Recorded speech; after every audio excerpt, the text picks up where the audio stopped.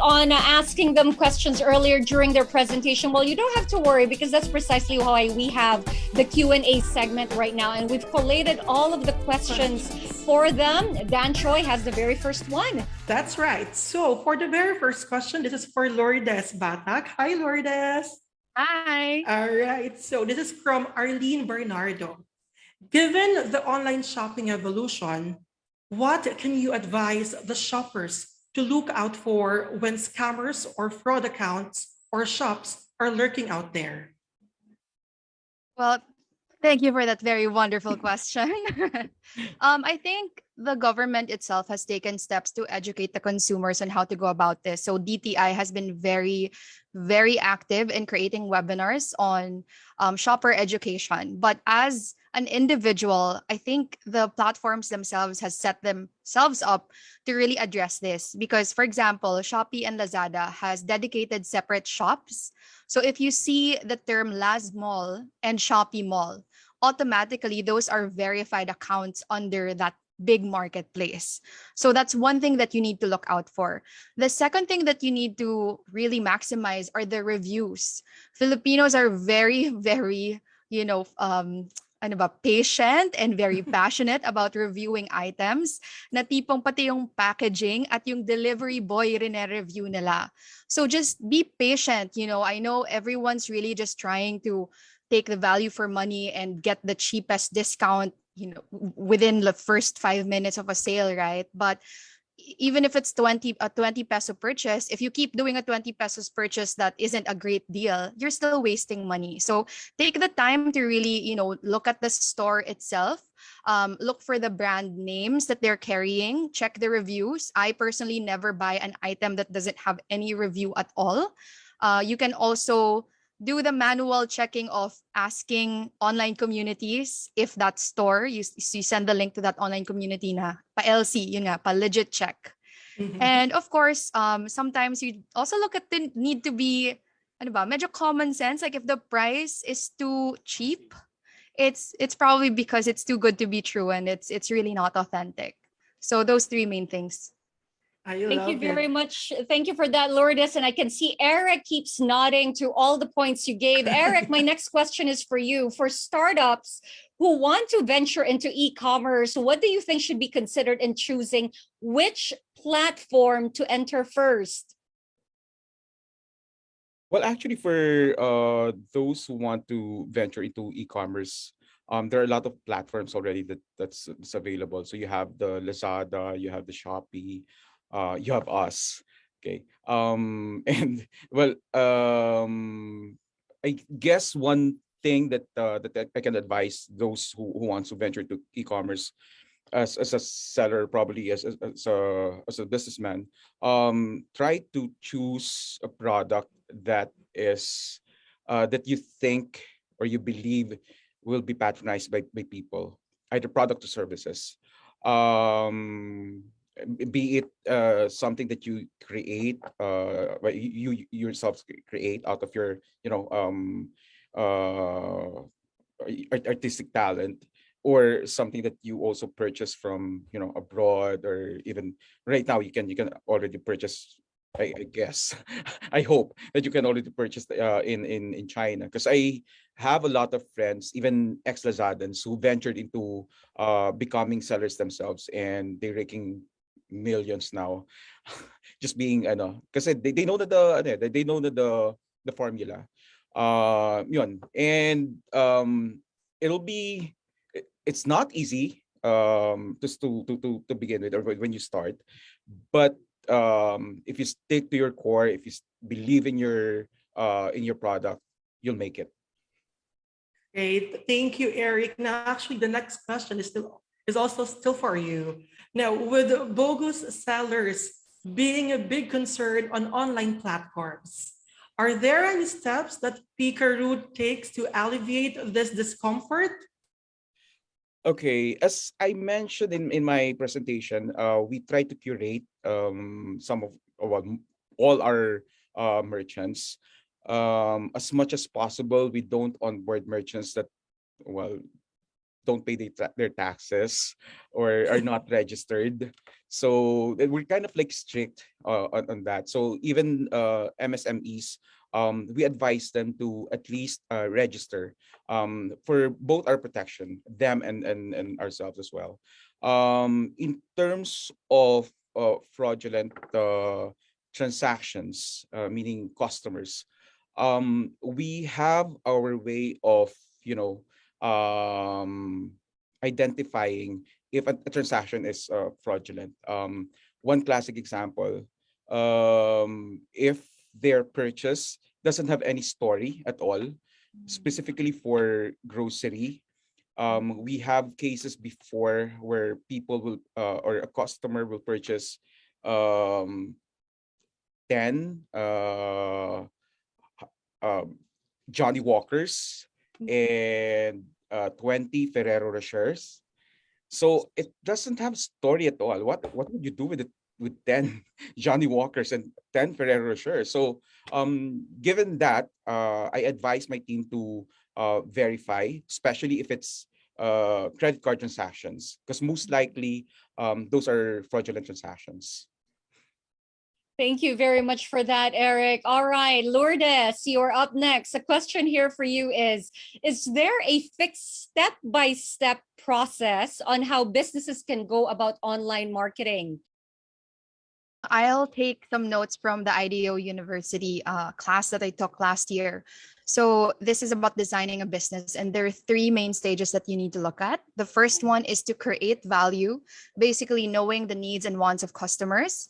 So creating that product or service. The second step is looking at how to capture that value. So this is where payments come in, because sometimes, business owners get so excited that they've locked in on a particular product or service, but they haven't figured out like how to sell it, how to price it, what is their revenue model, right? And how do they even allow customers to pay them? Is it COD? And those things take so much infrastructure as well.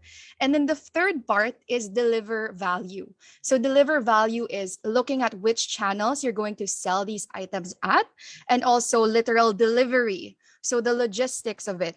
When you talk about e-commerce businesses, it's end to end. You can't just, expect one product to go viral and then you'll sell all the items online. It's live 24/7. So when you are able to launch a product, that's just one part of the end-to-end ecosystem. You need to look at even down to after sales, because once you are able to sell a product, they paid for, the customers are able to pay for it, they're able to receive it. You have to look out for the reviews, because there is that zero moment of truth that we've all been talking about for years now since digital started, wherein the review actually becomes the source of awareness for another consumer. So much like all of us here today, we've probably bought a brand that we've never heard of, but because we saw a review about it online, suddenly, it took over, and we even sometimes replaced our top of mind brand. So there you go. So create value, capture value, and deliver value would be the three main steps into creating your online business as well as marketing it. Thank you, Lourdes. Thank you, I was jotting down Lourdes. notes. Yeah, Gelli. Now, this next question is actually for Rico Pineda. Hi, Rico. So this is Hi. actually from Vincent Paul Cueto. So, hi, Rico. My wife and I are planning to start a business or franchise. How do we use our network in such a way that people will not see it as a favor, but a good opportunity in investing in business? Yeah, thank you for this question, Sir Vincent. And I'd like to answer this by emphasizing on one of the three tips I left off with from my presentation earlier, which is the empathy part.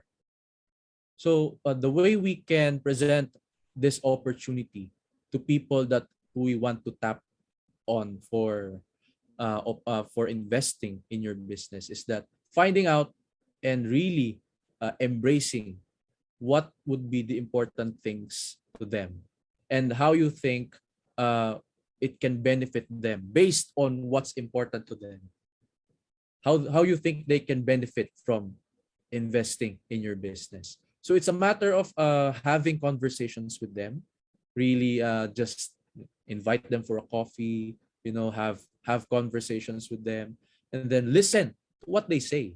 what their struggles are, what they want to achieve, and then match your proposal to what would be valuable to them. Present it in that way, and they won't see it as you being an opportunistic person trying to just get some money from them for your business establishment. It would appear as if you're formulating purposive partnerships with them. That would be my 2 cents for this. Great tip right there. Thank you Thank you, very much, Rico. Rico. Next up, Lourdes. Another question for you. Now, the problem with shopping prices falling under clickbait, where you would show a different price from the checkout price. In this sense, okay, she's nodding, she's had this experience. In this sense, and in your opinion, is this being addressed by the appropriate government agencies? Do we have any form of customer protection nowadays? So I was nodding because just last night when I was trying to buy something, I got so annoyed because I was looking for a candle warmer and nakasulat 100 pesos lang, and I was like, what? Wow. So I clicked it, and then yun pala, the 100 peso one is the freebie, or like the candle, not the Okay. warmer. So sometimes they use that tactic yun nga, as clickbait for me to look into their portfolio of products, right? So unfortunately, I'm not aware of any Consumer Protection Act for that particular tactic, because it's not necessarily illegal, because when you look at the product page, shops are allowed to have variation of products, right? You can have a variety of colors, you can have a variety of sizes. And so I guess that's just a loophole of like how to set up an account on that particular platform. I'm not sure if that's allowed on Pick.A.Roo, but from the government perspective, I'm not aware of any protection program specifically for that. But there are other consumer protection programs in terms of like fraudulent transactions. You can also be like add some. What I've learned is that when you utilize the platform's wallet, like Lazada wallet or Shopee wallet, GrabPay, they actually have heightened security for that, and it's easier to do refunds when you do it through those wallets instead of doing credit card. So even the refund timeline is shorter. Sometimes it's within 24 hours that they return the money, but if you do it through bank deposit, it will take 15 days. You need to create a report. So take advantage of those policies within the platform. I know we skip through those information. We just click to agree right away, but we are protected in some way. If the government isn't protecting us, we can look at the platform itself, because they're also protecting their image, and they are for the consumer, and they want people to come back and shop within their platform. Thank you, Lourdes. Now, if Go I ahead, may Eric. share about Sure. consumer protection, I've been in talks with DTI for quite some time in the past several months, and we've been crafting policies in terms of how to protect both consumers and platforms, because it's really difficult, as Lourdes mentioned, to a certain authenticity of the products, or in terms of pricing, etc. So, and also will platforms be obliged to offer PWD discount or senior citizen discount? But having said that, the government saw the need for them to beef up on some policies and procedures, and all platforms, including ourselves, are helping them in coming up with policies that will protect both consumers and businesses. Thank you, Lourdes and Eric. We got multiple answers there, Gelli. Now, for the next question, this is for Rico. Hi, Rico. So, what would your recommendations be for startups who want to start marketing but do not have the resources to go online? In terms of resources, I believe they would be talking about, let's say, a laptop, right? Because Facebook, we have Facebook. We're currently live streaming here in Facebook, and we can really create brand awareness when it comes to our products through Facebook. But when you don't have resources, you can still tap on your network once again. So I'm sure there would be members of your relationships, your list of closely healthy relationships, as they call it. We can also have that in business, right? Those people you have healthy relationships with, you can ask them, can you help me share about my business? We're currently unavailable for online uh, services right now, or appearances. So can you just please share a story about us, how you experienced us, or how your colleagues who have acquired our services or products experienced us? What good words would they say about us? So that's something we can do as for marketing our business in terms of word of mouth, right? We can tap into that. Thank you for that, Thank you, Rico. Rico. You know what? We have a lot of questions, but we are down to the last one. And this is for everyone right here, right now. What do you think will be the state of e-commerce 10 years from now, a decade from now? What will be the state? Can we start with you, Lourdes? Sure. Okay. So state of ecom. So right now, 2022, at least from the last data that I've checked, we're already at around 70% internet penetration, at least for those who are digital spenders. So these are usually 16 years old and above, right? So hopefully in 10 years, it's like maybe 80, 90. And I don't say 100 because there's so many levers that need to move for us to get 100% internet penetration. And it's not because people don't want to go online, but the infrastructure of setting up satellites that allow us to be connected to the internet is something that might be physically hard, not impossible, but it's quite taxing to do, right? So obviously a higher internet penetration is one. The second is that for e-commerce itself, things like same day delivery is the standard. Right now, we're very patient with our deliveries, but if you look at the emerging markets, or the leaders for e-commerce like US and China, same day or within 30 minutes is the standard. But right now we're happy with, like, if it arrives within the week, that's fast for us, right? So that's something that I am personally really looking forward to. Third is cashless transactions. So right now, cash is still king. We have a very high unbanked population, meaning people who don't have any form of banking, whether it's through virtual accounts. Although, of course, the platforms like Gcash, Paymaya are helping with that. I am really looking at within the next 10 years, we will be a cashless society. And it's through the power of the mobile. People don't necessarily have to interact with the internet through desktops or laptops anymore. They're going to skip that altogether, and they will be more comfortable and be more trusting of transacting online. So those three main highlights, so that the other speakers can probably add to that as well. They're already nodding vigorously. They're smiling. Let's hear it from Eric. What's your take on this one? Yeah, well, 10 years from now is still far, far away. But then I guess just to support what Lourdes said, yes, we talk about infrastructure. If our government, or even private sectors for that matter, will be able to fix the infrastructure in terms of internet and getting connected, then probably the the addressable market, which is pretty huge pa right now. Yeah, there's future for e-commerce 10 years or even 15 years from now. As I mentioned, yung addressable market ang laki pa eh. Even in Metro Manila, we're practically connected naman na lahat, but may mga apprehensions pa, or things like that. And yeah, consumer education, continuous consumer education, na it's safe also to shop online, given that they have choices like yun nga, COD if they don't want to use their credit card. And what else? Yeah, yung ease of service, or the same day delivery, or even the fastest that you can deliver it.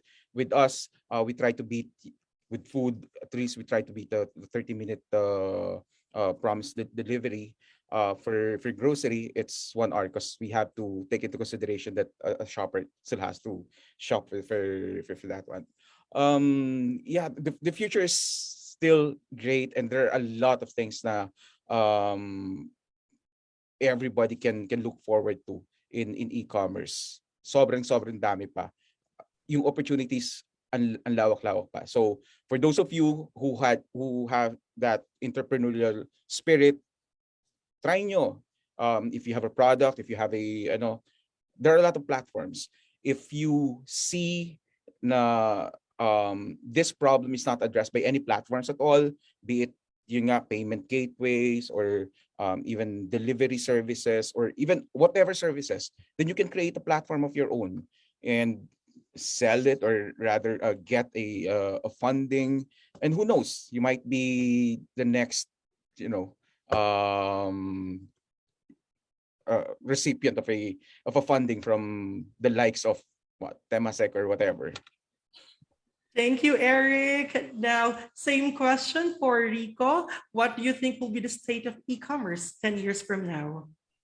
Yeah, I think it would also, I'd like to agree that it can be a great industry, but we have some really addressable matters, such as of course, the infrastructure that has been mentioned earlier, and of course the market, the people, in terms of economic factors, livelihood.